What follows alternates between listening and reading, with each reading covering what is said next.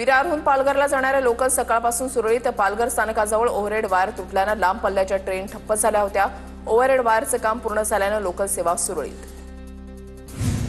मध्य रेल्वेवर उद्या माटुंगा ते मुलुंड स्थानकादरम्यान मेगा ब्लॉक कालावधीमध्ये विद्याविहार कांजूर नाहूर स्थानकावर लोकल सेवा उपलब्ध नसणार, तर हार्बर मार्गावर मानखुर्द ते नेरूळ दरम्यान मेगा ब्लॉक घेण्यात येणार।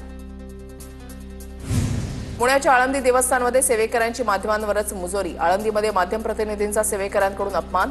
माध्यम मंदिरामध्ये कशी आली, देवस्थान समितीमधील विश्वासांचा सवाल। कल्याणच्या दुर्गाडी किल्ल्याजवळच्या भटाळे तलाव अतिक्रमणाच्या विळख्यात।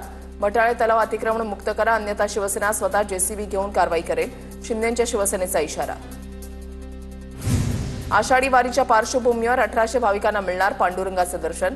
भाविकांच्या मागणीचा विचार करून दर्शन संख्येमध्ये 600 टोकन पासची वाढ। नाशिकच्या इगतपुरी तालुक्यामधल्या धरणाच्या पाणलोट क्षेत्रामध्ये मुसळधार पावसामुळे वाढ। दारणा धरणातून 4742 क्युसेकनं पाण्याचा विसर्ग। बीडच्या नाळवंडी नाका परिसरामध्ये घरातील नळाला नालीतील घाण आणि दुर्गंधीयुक्त पाणी। पाण्याचा व्हिडिओ सोशल मीडियावर व्हायरल। नाशिकमधील गंगापूर धरण 15 वर्षांमध्ये पहिल्यांदाच जून महिन्यामध्ये 65% भरलं। नाशिककरांची पिण्याच्या पाण्याची चिंता मिटली।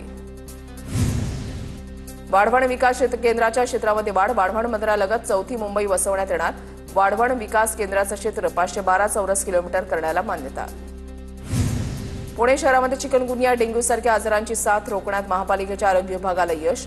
आरोग्य विभागाच्या कीटक प्रतिबंधक मोहिमेमुळे हे यश मिळाल्याची महापालिकेची माहिती।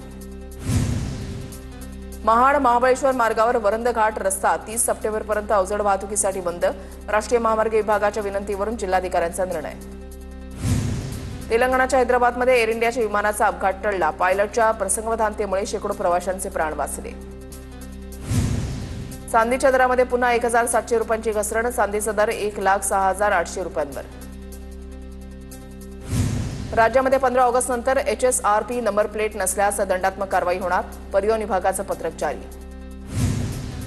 मुंबईमध्ये जून महिन्यामध्ये सरासरीपेक्षा जास्त पाऊस। कोकण आणि मध्य महाराष्ट्रामध्ये सरासरीपेक्षा अधिक पाऊस। सरासरीच्या 37% जास्त पाऊस पडल्याची हवामान विभागाची माहिती।